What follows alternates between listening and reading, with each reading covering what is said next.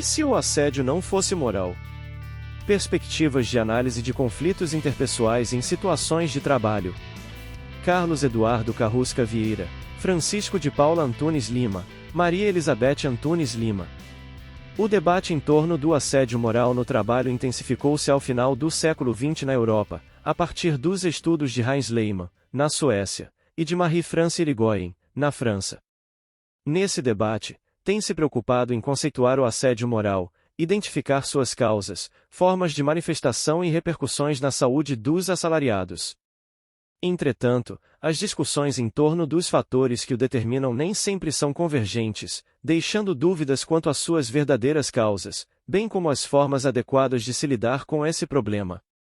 No presente ensaio, apoiando-nos em pesquisas previamente realizadas junto à categoria dos vigilantes, discutimos de forma crítica as perspectivas tradicionais utilizadas para se estudar o assédio moral e as propostas mais comuns sugeridas para o enfrentamento desse problema, evidenciando suas limitações ao explicá-lo essencialmente como um fenômeno de natureza moral ou psicológica.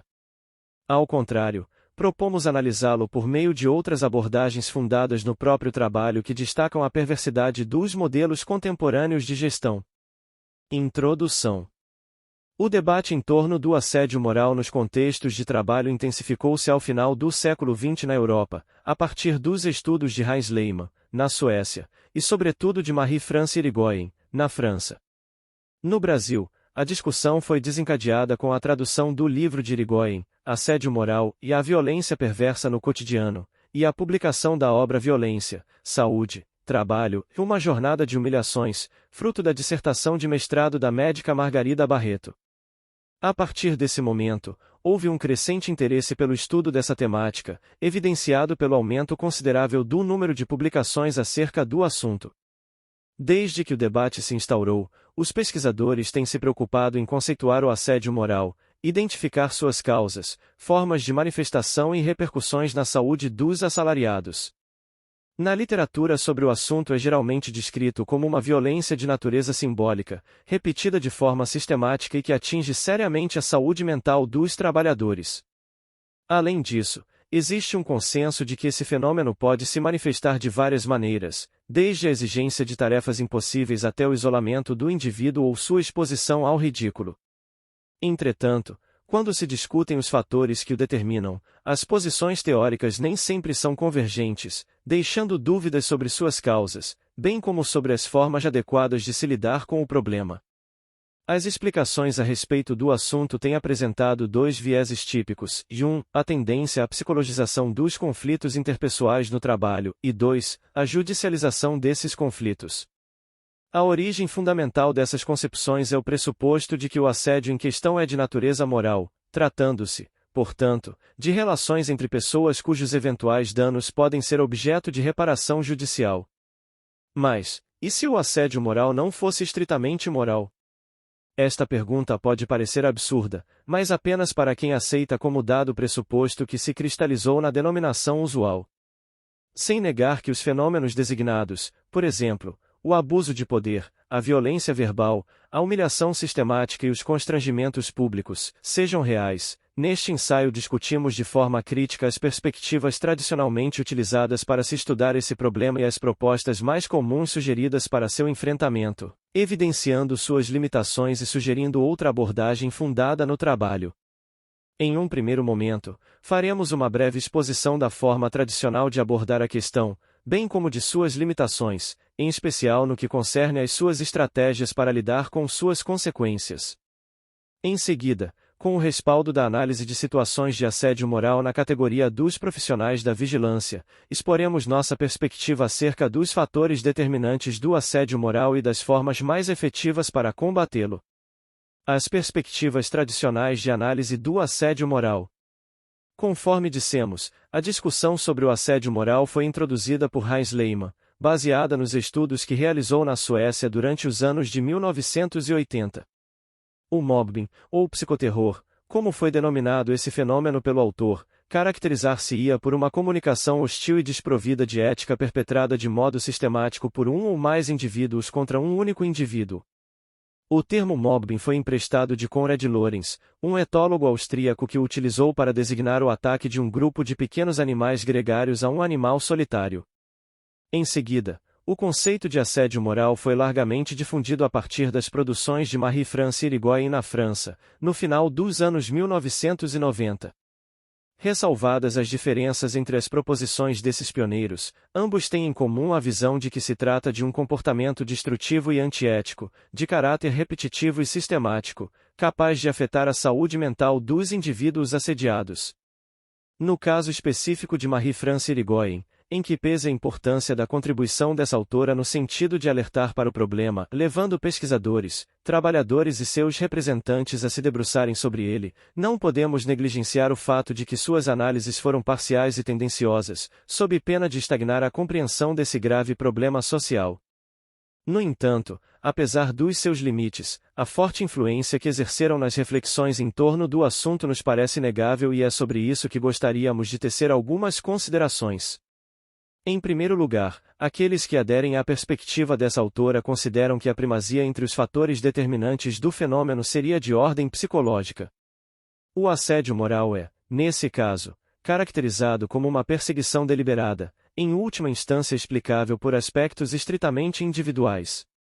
Assim, quando se trata de investigar as determinações do assédio moral, pode-se dizer que é frequente a tentativa de analisar o fenômeno em uma perspectiva estritamente psicológica, segundo a qual os conflitos no âmbito de relações interpessoais seriam provocados por uma espécie de choque de personalidades, ou seja, são as diferenças e os atributos individuais que estariam na sua origem. Por isso, tenta-se, com certa frequência, caracterizar o perfil psicológico dos assediadores e dos assediados, sendo os primeiros quase sempre taxados como perversos e os segundos como frágeis e indefesos. Isso pode ser ilustrado por uma passagem de Irigoyen, na qual a autora define a violência moral no trabalho como uma conduta intencional e deliberada de perversos narcisistas ou, nos seus próprios termos, que uma vez escolhida a presa, o perverso não a larga mais. E é frequente que ele o declare abertamente, e de agora em diante, meu único objetivo na vida será impedi-la de viver. É claro que não nos escapa o fato de que, eventualmente, possam existir nesses contextos comportamentos deliberadamente perversos e destrutivos. Não negamos que a perversão exista na sociedade em geral, inclusive no trabalho. O que criticamos é a ideia de que tais comportamentos seriam os únicos capazes de explicar o assédio moral ou mesmo que seriam predominantes, concepção presente nas duas obras principais de Marie-France Irigoyen. Por acreditar que as origens do assédio moral repousam sobretudo na personalidade individual, a autora relaciona sua ocorrência à pressuposição de que os perversos narcisistas têm ocupado postos estratégicos nas empresas por meio de uma espécie de seleção natural.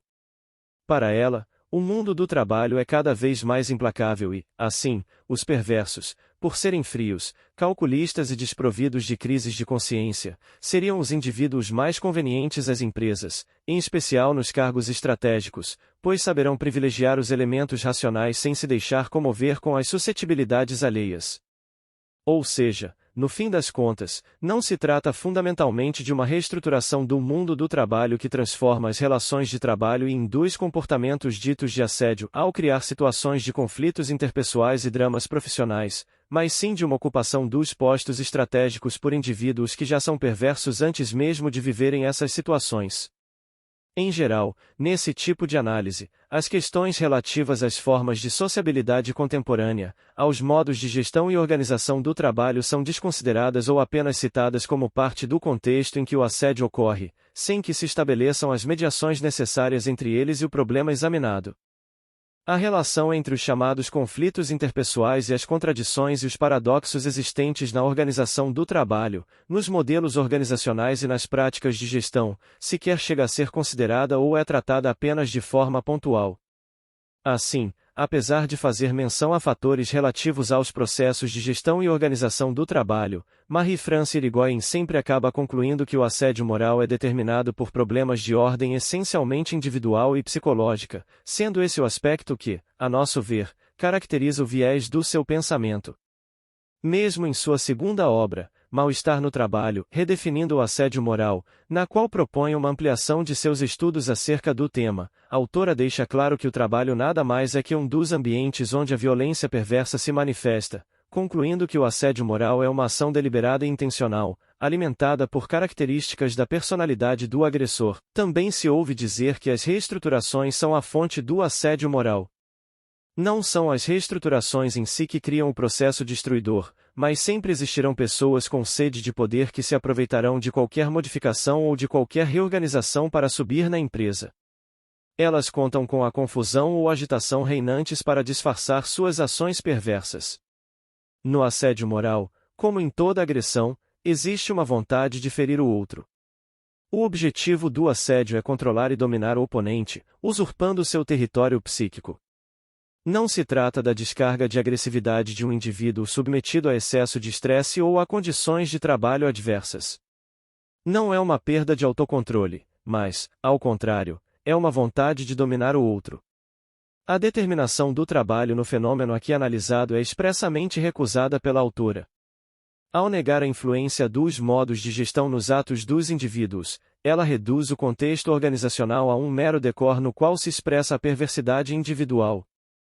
Outros autores, no entanto, entendem que a personalidade individual não é suficiente, de forma isolada, para explicar o assédio moral, não sendo sequer seu fator explicativo preponderante, considerando o modo de produção capitalista em geral e as formas específicas de gestão das empresas como elementos centrais na compreensão dessas condutas. Nesse caso, são mencionadas as formas de gestão e organização do trabalho como fatores associados ao assédio moral, mas não se elucida como eles se articulam, tampouco as razões pelas quais algumas pessoas expostas ao mesmo contexto não adotam tal prática. Ou seja, mesmo aqueles que levam em conta certos aspectos do trabalho também têm falhado ao cair em uma espécie de sociologismo que privilegia os fatores sociais, desconsiderando aqueles de ordem pessoal. Na sua obra Gestão como Doença Social, Vincent de Gauleja desenvolve uma análise atual e crítica dos novos modelos de gestão que colocam metas impossíveis e conseguem, apesar de tudo, mobilizar os trabalhadores, ainda que não lhes sejam dadas as condições de trabalho adequadas para melhorar o desempenho. Metas sempre crescentes, objetivos contraditórios, injunções paradoxais, responsabilização e individualização dos resultados constituem o pano de fundo do trabalho nas chamadas organizações hipermodernas. Como bem percebido por esse autor, em termos teóricos, sob esses fenômenos viceja uma concepção subjetivista da ação, a ideologia da realização de si mesmo, que transforma as contradições sociais em problemas relacionais. Todavia, apesar dessa crítica aguda, o autor, ao abandonar a teoria do valor, resvala para uma perspectiva, em seus fundamentos últimos, de natureza moral. O abandono dos fundamentos da produção capitalista, o valor que se valoriza, tem um grande ônus. Isso acontece quando a produção de riqueza sob o capital é confundida com a produção de riqueza material, a produção de valor, com valores de uso. Os remédios para a doença da gestão decorrem do diagnóstico. Convém de início pensar a gestão de modo diferente, reescrevendo-a em uma preocupação antropológica, uma gestão humana dos recursos, mais que uma gestão dos recursos humanos. A crise que atravessamos não é uma crise econômica, pois nossas sociedades continuam a produzir a riqueza. Ela é, antes de mais nada, uma crise simbólica, que atinge as relações entre o econômico, o político e o social. Em vez de gerar a sociedade para pô-la a serviço do desenvolvimento econômico, convém pensar uma economia a serviço do bem comum, lembrando, conforme Marcel Mauss, que a ligação, ou vínculo, relação, é melhor que o bem. Cabe, no entanto, interrogar se seria possível adotar formas de gestão substancialmente diferentes uma vez que a produção continua orientada para a produção de valor. As metas em crescimento contínuo não nascem da vontade perversa de executivos e conselhos de administração, que apenas expressam a natureza insaciável do valor que se valoriza. Nesse sentido, a produção crescente de riqueza material agrava o problema, pois toda a riqueza acumulada se torna um pressuposto de um novo ciclo de valorização, um ponto de partida que requer mais aumentos de produtividade e assim indefinidamente.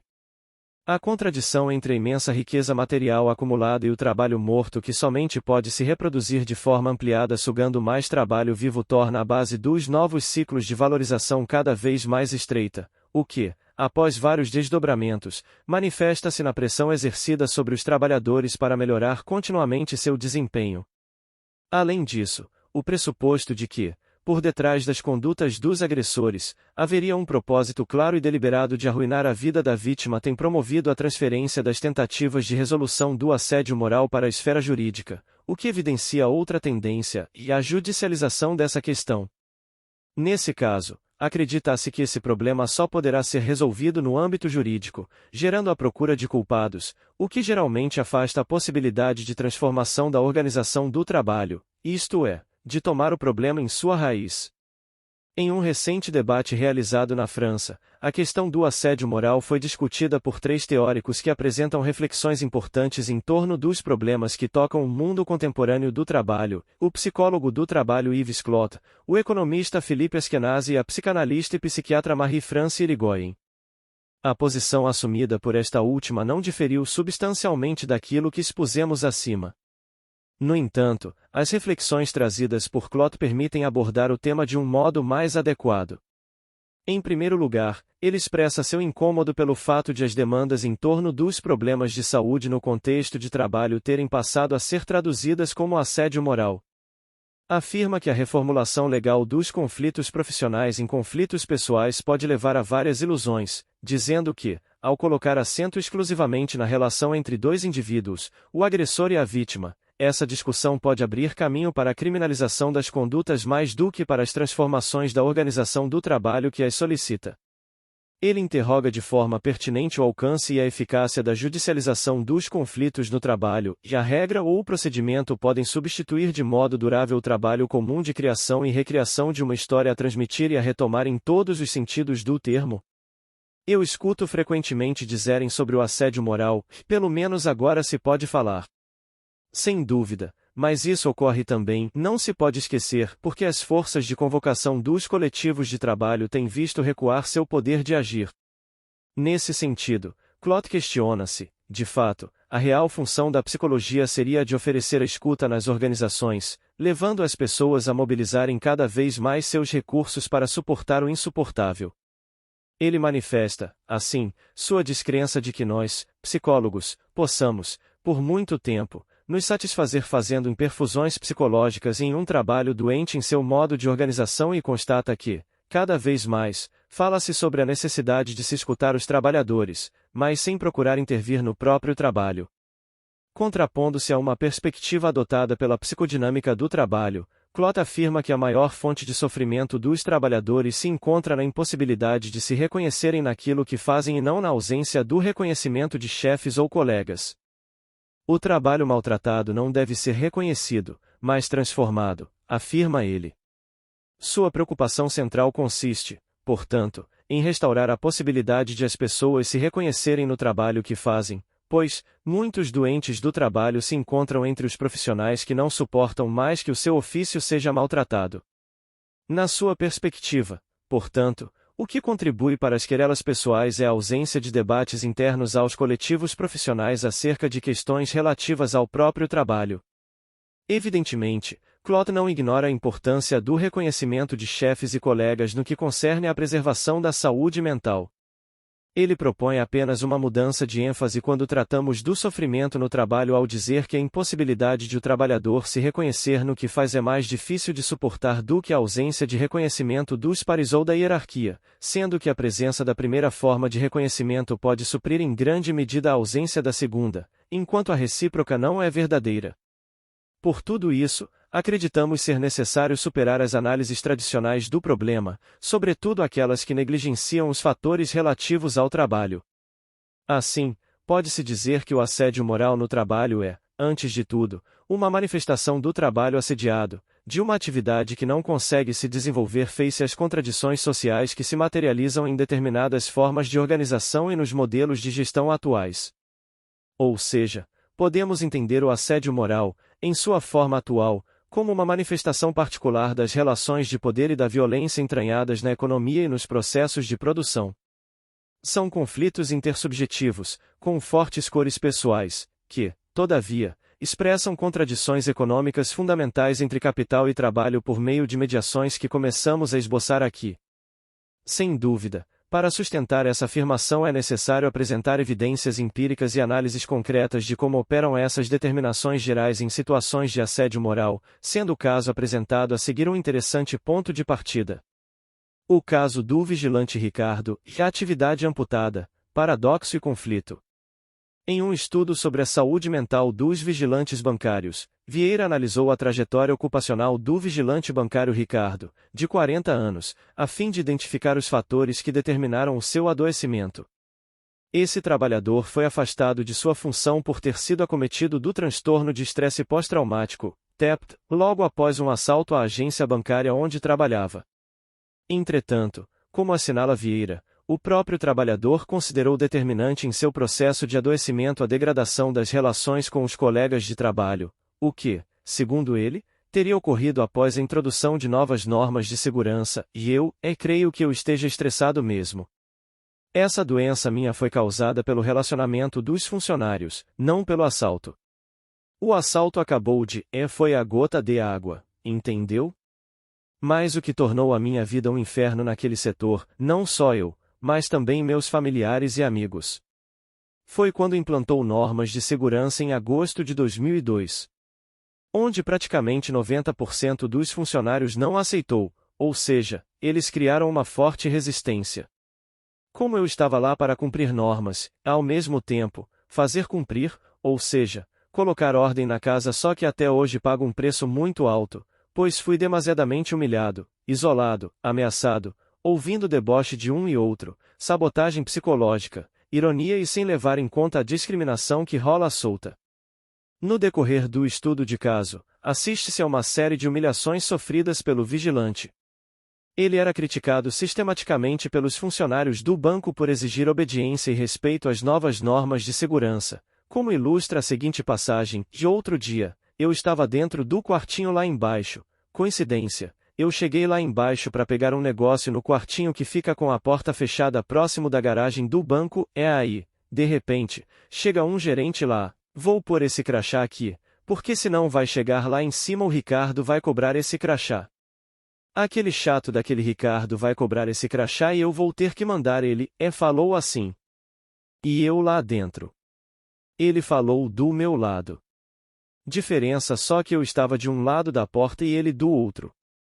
O conflito gestado na organização do trabalho se estendeu às relações interpessoais e logo foi associado unicamente ao comportamento do vigilante Ricardo, dando a impressão de que ele, e não as normas impostas, era o problema a ser enfrentado na agência bancária.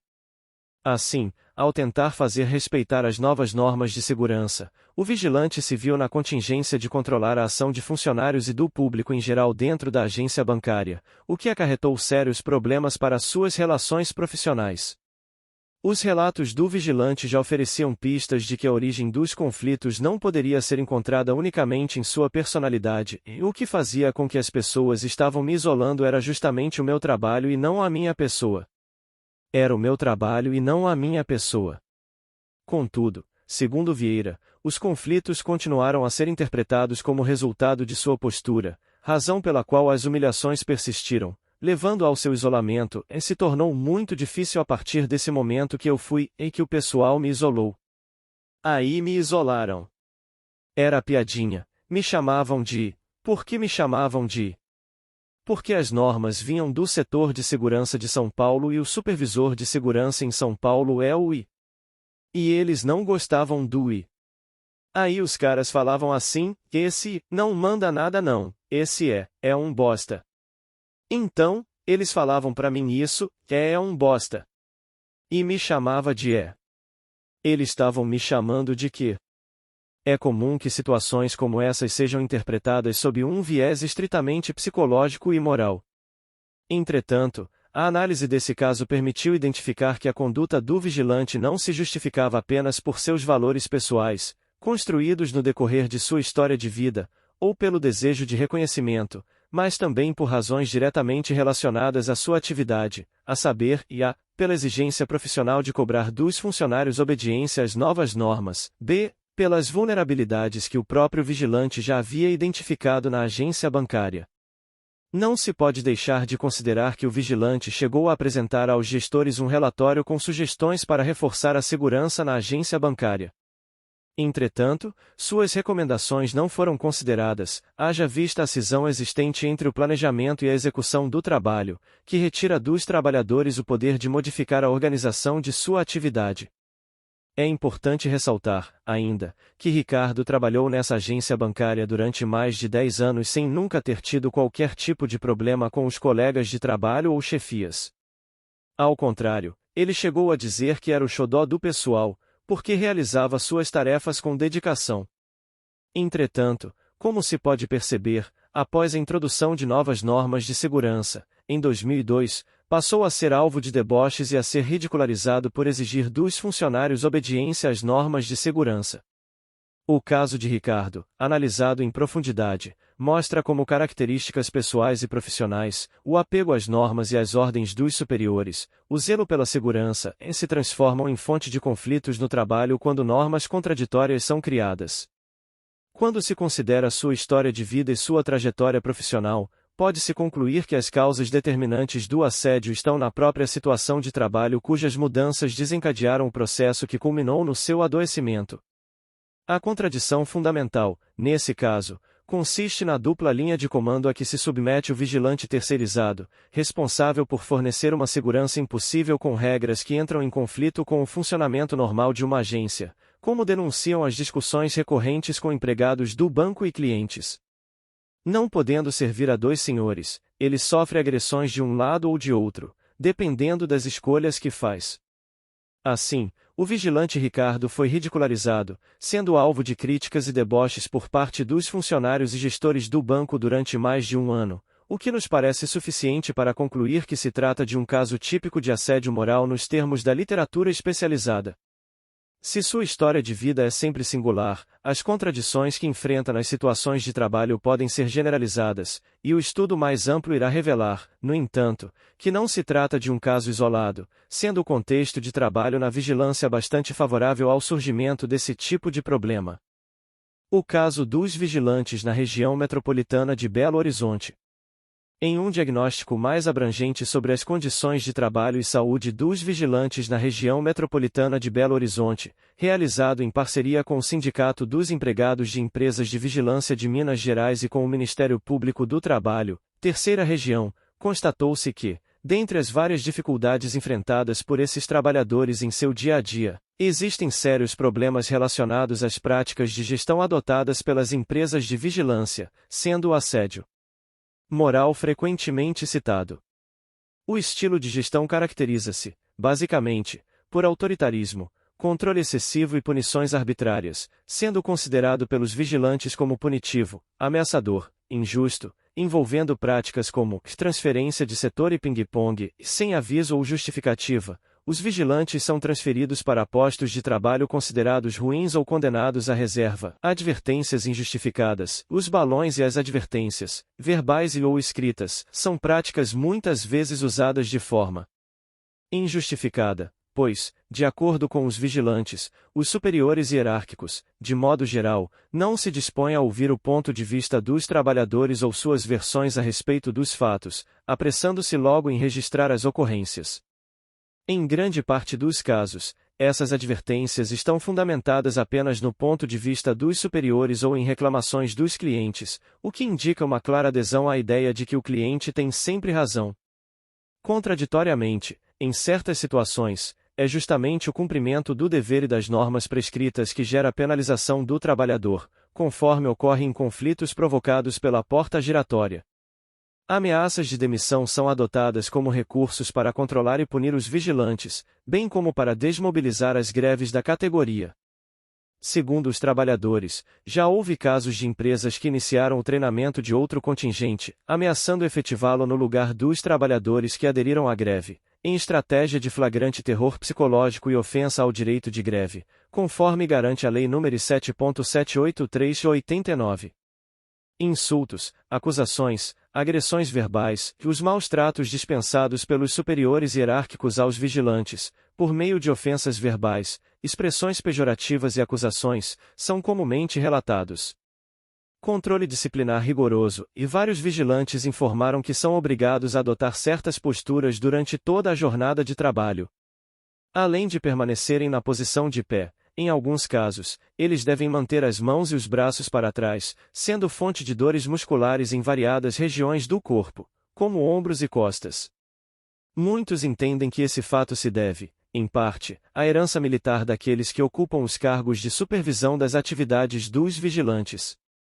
Algumas das condutas coercitivas citadas acima, praticadas de forma reiterada, caracterizam, conforme vimos acima, aquilo que se convencionou chamar de assédio moral, uma forma de violência psicológica capaz de atingir gravemente a subjetividade e a saúde mental dos trabalhadores. Trata-se de uma prática que pode se manifestar de formas variadas, mais ou menos sutis, mas que implica sempre na exposição frequente dos trabalhadores a situações vexatórias e constrangedoras, acarretando sentimentos de menos-valia, insatisfação, desânimo, indignação e afetando, com o passar do tempo, sua autoestima e saúde mental. A propósito, ressalte-se que o próprio Ministério Público do Trabalho, MPT, já constatou a existência desse problema na área da vigilância, de modo que, em 2009, foi movida uma ação civil pública, a ACP, contra uma empresa de vigilância, baseada em denúncias e depoimentos de vigilantes, na qual a procuradora rolou várias práticas de gestão abusivas, sendo algumas citadas, dilatação constante e excessiva da jornada de trabalho, uso recorrente de advertências, ameaças de demissão e punições aos vigilantes, como, por exemplo, rebaixamento de posto, transferência de setor, exigências de tarefas extras em tempo exíguo, muitas vezes incompatíveis com a função de vigilante, emprego de palavras e termos que desqualificam os trabalhadores, convocação dos vigilantes para o trabalho nos dias de folga, oferta de meios e instrumentos de trabalho em condições precárias, exacerbados monitoramento e vigilância dos trabalhadores, retaliação dos vigilantes que participam de movimentos grevistas. Na ACP, a procuradora do Ministério Público do Trabalho da Terceira Região, Advane de Souza Moreira, lembra que, apesar de não haver uma lei específica que trate do assédio moral, a interpretação sistemática de nosso ordenamento jurídico autoriza, sem sombra de dúvidas, a afirmar a ilicitude do abuso do poder diretivo do empregador em prejuízo da dignidade e da integridade física, moral e psíquica do empregado. Como entender teoricamente o assédio moral? Qual a atividade se realiza e a forma pela qual ele se articula com a ordem mais geral ditada pela produção de valor? Em nossa perspectiva, as análises que tomam a personalidade como ponto de partida para a compreensão desse fenômeno operam uma inversão ontológica ao pressupor a primazia das características pessoais, consideradas até mesmo de forma independente das relações sociais e da sociabilidade instaurada pela lógica do capital. Nessas abordagens, o indivíduo acaba sendo também o ponto de chegada, uma vez que, ao fundamentarem as explicações na perspectiva individual, esta se torna a fonte da degradação das relações interpessoais e também o locus para onde devem se direcionar ações de prevenção ou reparação. São exemplos típicos desse tipo de análise, as frequentes tentativas de associar o assédio moral a um dado perfil psicológico das vítimas e dos assediadores, tendo como origem, conforme já dissemos, os trabalhos pioneiros como os de Irigoyen. A personalidade é tratada de forma estática e independente dos modos de sociabilidade e como fonte maior de explicação para toda ação humana, sobretudo quando se trata de atos com forte conteúdo ético. Porém, escapa a esse tipo de análise que a personalidade só pode se constituir a partir de um processo histórico-social e, ao conceber o resultado e consequência como fonte em causa, ela se desvia de uma explicação razoável e recai em especulações. Nessa perspectiva, o assédio moral parece ganhar vida própria e colocar-se acima das relações materiais e sociais, sendo percebido como uma prática autônoma, independentemente dos sujeitos e da sociabilidade da qual emerge. Ele é que passa a ser visto como origem das relações perversas e do clima negativo que ocorre no ambiente de trabalho, e não as relações características do contexto de trabalho capitalista, com suas contradições e paradoxos, como favorecedoras do assédio ou mesmo responsáveis por torná-lo necessário. Ao contrário das análises que comumente autonomizam a personalidade, abstraindo-a das condições reais de sua produção, entendemos o assédio moral como o resultado da atividade dos próprios indivíduos, bem como das condições concretas sob as quais produzem e reproduzem suas existências. Assim, explicar o assédio moral, que é um reflexo da sociabilidade fundada pelo capital, a partir de entidades abstratas independentes das bases constitutivas da vida social dos indivíduos, não nos conduz à raiz do fenômeno, isto é, à sua gênese. Ao contrário, apenas cria falácias em torno do assunto e dificulta a proposição de alternativas concretas de transformação do trabalho e de sua forma de organização para além da própria sociabilidade que serve de base para seu engendramento. Ao pressupor, por exemplo, que o assédio moral resulta da deliberação clara dos indivíduos, sendo, portanto, fruto exclusivo da vontade pessoal, a tendência é a de se imaginar que a solução do problema passaria pela boa vontade e pelo apelo à ética nas relações humanas. Como propõe Irigoyen, o assédio se instala quando o diálogo é impossível e a palavra daquele que é agredido não consegue fazer-se ouvir. Prevenir é, portanto, reintroduzir o diálogo e uma comunicação verdadeira. A prevenção passa também pela educação dos responsáveis, ensinando-os a levar em conta a pessoa humana, tanto quanto a produtividade. Em cursos de formação específica, a serem dados por psicólogos ou psiquiatras formados em vitimologia, poder-se-ia ensiná-los a metacomunicar, isto é, a comunicar sobre a comunicação, a fim de que eles saibam intervir antes que o processo se instale, fazendo dar nome ao que no outro irrita o agressor, fazendo ouvir o ressentimento de sua vítima. Chefiar os subordinados com respeito pode evitar diversos problemas de mal-estar na empresa, o que permite também melhorar a produtividade. Em vez de acrescentar reciclagens destinadas a tornar as pessoas mais produtivas, por que não ousar reintroduzir o componente humano e levar em conta cada indivíduo, com seus traços de personalidade e fragilidades, sem esquecer o componente afetivo ou emotivo das pessoas? Não é difícil imaginar a fragilidade dessas medidas diante das reais causas do problema, uma vez que estas passam muito distante de qualquer voluntarismo. Propor uma terapia da comunicação, acrescentando mais níveis de metacomunicação, vai em direção exatamente oposta ao enraizamento das relações intersubjetivas no próprio trabalho e em sua organização. Fica evidente que é somente pela via da abstração e da negação das condições de produção da existência e, consequentemente, das individualidades que se pode caminhar nessa perspectiva, crendo que a resolução de problemas de ordem organizacional e material poderia decorrer da boa vontade pessoal, ainda que essa vontade se apresente camuflada por sofisticados processos metacomunicacionais.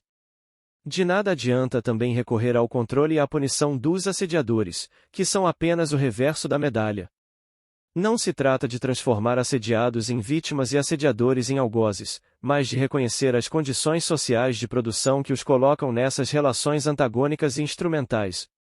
Ao considerar o assédio moral como resultado de atos individuais, determinados por motivos psicológicos, conscientes ou não, Irigoyen sugere também que os diretores de empresas ou instituições públicas analisem seu funcionamento inconsciente, o que seria positivo para que não fechassem os olhos para a violência dentro das empresas e continuassem a defender os escalões superiores acusados de assédio moral. É verdade que a autora se refere também à necessidade de melhorar as condições de trabalho e a prevenção do estresse como medidas que poderiam evitar o assédio moral. Tal proposta, no entanto, contradiz suas próprias análises ao afirmar que o estresse e as condições de trabalho não constituem os fatores que realmente determinam o assédio moral, conforme citado anteriormente. É claro que os indivíduos podem se beneficiar de processos psicoterápicos, mas isso seria suficiente para combater o assédio moral ou mesmo a sociabilidade degradante do capital que o enseja?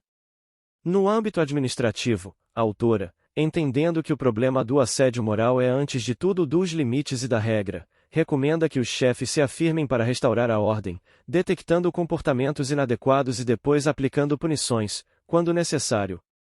Essa sugestão pressupõe que a clareza e a consciência das regras e dos limites organizacionais, bem como a punição dos assediadores, seriam suficientes para evitar o assédio moral, como se, novamente, esse fenômeno se reduzisse a uma deterioração da moral individual ou da falta de consciência e respeito. Por tudo isso, torna-se necessário operar uma inversão na discussão que tem sido promovida a respeito do assédio moral e que conquistou espaço nos meios empresariais, o que talvez se explique justamente pela impotência desse discurso para refundar uma nova ordem das coisas. Ao contrário das abordagens centradas na personalidade, é relevante considerar as raízes ontogenéticas da individualidade, síntese dos modos de sociabilidade. O indivíduo, que se quer livre e dotado de vontade, é, de fato, a individualidade contingente que encima um longo processo histórico de dissolução de relações comunitárias. A liberdade abstrata do indivíduo moderno é também sua cadeia, pois, para sobreviver, precisa, antes, tornar-se trabalhador, condição sempre provisória, porque é ameaçada pela demissão. Por outro lado, a vontade dos chefes assediadores expressa a posição, também alienada, das pessoas investidas do poder do capital. Todavia, cabe ressaltar que não se trata aqui de sociologizar o assédio moral, mas sim de levar a discussão às suas raízes, considerando, de forma articulada, as mediações que viabilizam o surgimento de certas violências nos contextos de trabalho, a saber, as políticas empresariais, os modelos de gestão, os modos de organização do trabalho e, evidentemente, os aspectos subjetivos e interpessoais. O egoísmo, o individualismo, a intolerância e o utilitarismo que impregnam as relações de trabalho não derivam de invariantes universais da personalidade humana. Parece ser mais adequado tratá-los como valores próprios à sociabilidade do capital, a qual não se pode deixar de interrogar quando se trata do assédio moral. Diferentemente das sociedades pré-capitalistas, a determinação essencial do indivíduo moderno é sua contingência, sua existência separada das condições objetivas de reprodução de sua vida e seu isolamento social. A concorrência isola os indivíduos uns dos outros, não apenas os burgueses, mas ainda mais os proletários, apesar de agregá-los. Por isso, transcorre sempre um longo período antes que os indivíduos possam se unir, e todo o poder organizado em face desses indivíduos que vivem isolados e em relações que diariamente reproduzem o isolamento só pode ser vencido após longas lutas. Exigir o contrário seria o mesmo que exigir que a concorrência não deva existir nessa época histórica determinada ou que os indivíduos devam apagar de suas mentes relações sobre as quais não têm nenhum controle como indivíduos isolados. Nessas condições, o tecido social é constituído por relações instrumentais, em que o outro não é um fim, mas um simples meio para objetivos estranhos aos próprios indivíduos, e a produção se torna um fim em si mesmo.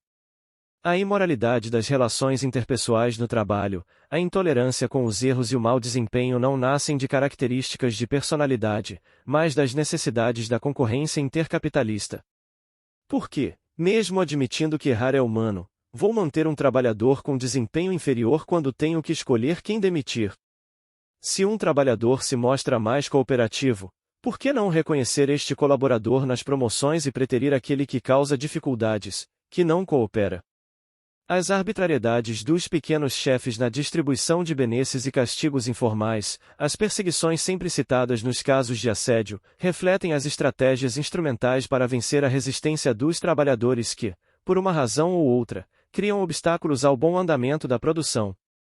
Como de fato não é nem mesmo a produção por si mesma que importa, mas a reprodução ampliada do valor, a melhoria de desempenho tem que ser contínua, sem descanso. A meta alcançada em um ano é apenas o ponto de partida para a meta do ano seguinte e assim por diante, até que a capacidade ou a disponibilidade do trabalhador, que pode, por exemplo, ter a infeliz ideia de pensar em ter uma vida pessoal, cheguem a um limite. É quando sua serventia cessa que começa a surgir o assédio moral. Portanto, em nosso entendimento, o assédio moral é o reflexo de uma sociabilidade degradada e moralmente degradante instaurada pela lógica do valor. Isso quer dizer que, em um mesmo modo de produção com suas determinações gerais, podem existir formas de sociabilidade mais ou menos degradadas com efeitos morais diferenciados.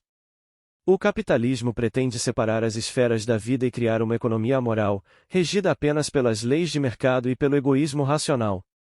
No entanto, a economia fundada da produção do valor secreta sua própria moral que os economistas que se dizem moralmente indiferentes acabam por expressar que, por isso, a economia política é, apesar de seu aspecto mundano e voluptuoso, uma ciência efetivamente moral, a mais moral de todas as ciências. A autorrenúncia, a renúncia à vida, a todas as carências humanas, é a sua tese principal. Quanto menos comeres, beberes, comprares livros, fores ao teatro, ao baile, ao restaurante, pensares, amares, teorizares, cantares, pintares, esgrimires etc., tanto mais tu poupas, tanto maior se tornará o teu tesouro, que nem traças nem o roubo corroem, teu capital. Quanto menos tu fores, quanto menos externares a tua vida, tanto mais tens, tanto maior é a tua vida exteriorizada, tanto mais acumulas de tua essência estranhada. Enquanto fenômeno aparente, o assédio moral encontra suas raízes em um modo específico de organização do trabalho, no qual a implicação subjetiva dos trabalhadores, doravante denominados colaboradores, é uma importante fonte de eficiência e de valorização do capital. Convém, então, apontar o equívoco em se abordar as relações sociais no contexto de trabalho sem considerar que elas são matrizadas pela lei do valor e pelo modo de sociabilidade imposto pelo capital. Todavia, essa afirmação de validade geral, e por causa, não isenta qualquer pesquisador da tarefa de demonstrar, em cada caso particular, de que modo essa lógica se efetiva nas situações reais de trabalho e por que mediações ela conduz aos conflitos. Pois, entre a lei do valor instaurada pelo capital e a ocorrência do assédio moral, tem-se um conjunto de mediações que aparece nos casos concretos, conforme nos esforçamos em demonstrar acima com exemplos do trabalho dos vigilantes. Em cada uma das imposições e exigências absurdas impostas pelos gestores a esses trabalhadores, subentende-se uma finalidade que lhes é estranha, mas perfeitamente compreensível na perspectiva da acumulação capitalista. A dilatação constante e excessiva da jornada de trabalho, as exigências de tarefas extras em tempo exíguo, as rígidas regras de segurança que, no jogo de poder entre seguradoras, bancos e prestadoras de serviço de vigilância, colocam em conflito vigilantes, bancários e clientes, são exemplos práticos de como essas mediações se materializam. Considerações finais. Ao adotar como ponto de partida o trabalho concreto, tentamos expor os perigos de se cair em vieses comuns nas discussões em torno do problema do assédio moral, sendo os mais recorrentes a psicologização, a judicialização e a sociologização, quando apenas um fator é privilegiado em detrimento de outros que também fazem parte desse complexo problema. No caso da psicologização, talvez o mais frequente e o mais grave entre esses três vieses, privilegiam-se os fatores de personalidade ou até mesmo nos colocam como os únicos determinantes do problema. Isso é particularmente visível em algumas definições dadas ao assédio moral, sobretudo quando se atribui uma intencionalidade ao agressor em atingir psicologicamente a vítima, como uma espécie de sadismo, de prazer em ver o outro sofrer. No entanto, sem desconsiderar a possibilidade de que existam pessoas realmente sádicas e perversas, nesse contexto, não podemos nos esquecer de que esses atos ocorrem quase sempre em um ambiente de trabalho no qual o próprio assediador também está sujeito a exigências absurdas de produtividade. Nesses casos, poderíamos pensar que seus atos podem decorrer muito mais do seu esforço em responder a essas exigências do que de seu desejo inconsciente ou vontade expressa de humilhar o outro. Nessas análises ocorre uma descontextualização desses atos, ou seja, as ações do assediador são desvinculadas das situações concretas em que são praticadas, mas cabe ressaltar também que não se pretende, aqui, isentar o agressor da responsabilidade por seus atos, inclusive no plano jurídico, mas apenas sugerir que estes podem ter um significado que vai além do prazer imoral de humilhar alguém. Em suma, essa visão parcial do problema termina por camuflar a situação real de trabalho, com todas as pressões que esta exerce sobre cada indivíduo em particular, ou, na melhor das hipóteses, por colocá-la como pano de fundo do cenário no qual se desenrola o drama do assédio moral. Ou seja, mesmo quando esse contexto é considerado, aparece apenas como mais um elemento que compõe a cena, sem que fique clara sua real importância. A perspectiva do trabalho nos leva em outra direção. A compreensão do assédio moral deveria ser buscada a partir da articulação entre as características pessoais dos sujeitos em conflito e os aspectos concretos do seu trabalho, as políticas da empresa, a forma como esta se situa no mercado, as contradições organizacionais, as exigências que impõe aos seus empregados, os impactos psíquicos dessas exigências. Essa articulação se mostra essencial, sobretudo quando se percebe, em alguns casos analisados, a existência de empresas que valorizam e até premiam aqueles que adotam comportamentos agressivos, oferecendo-lhes cargos de chefia. Por que, então, surpreender-se com os atos de assédio moral, quando os critérios de ascensão profissional valorizam o estilo do empreendedor agressivo? Por meio dessas práticas, as empresas não apenas toleram, mas incentivam esses comportamentos, e aqueles que quiserem prosseguir em seus projetos de carreira terão que se dispor a isso. Esse dilema não é novo, apenas adquire novas cores nas empresas hipermodernas. Alguns trabalhadores preferem não se tornar chefes porque conhecem as regras do jogo do qual não querem fazer parte. Como é sabido, Taylor fundou a Organização Científica do Trabalho precisamente quando assumiu o outro lado, o da hierarquia. Dessa forma, sem querer isentar os que praticam o assédio moral da responsabilidade pelos seus atos, não podemos negligenciar que tais atos ocorrem em um contexto no qual são valorizados, incentivados e até mesmo exigidos. Isso significa que a empresa, suas políticas e a forma pela qual o trabalho é organizado não compõem apenas um cenário no qual se desenrola o drama do assédio moral, mas são partes constitutivas do problema, na verdade, seus determinantes essenciais. Em suma, no nosso entender, o assédio moral deveria ser aprendido a partir de uma perspectiva mais ampla que considera desde o contexto econômico e político, de modo geral, até o contexto organizacional e do trabalho, passando, evidentemente, pela singularidade dos seus protagonistas. A única forma de compreendê-lo na sua efetividade e determinação é analisando a forma pela qual essas dimensões interagem e se interpenetram dinamicamente, reconhecendo suas importâncias relativas. Esse parece ser o melhor caminho para se alcançar um avanço efetivo. Afinal, sem compreender devidamente um problema, como encontrar a melhor maneira de atacá-lo?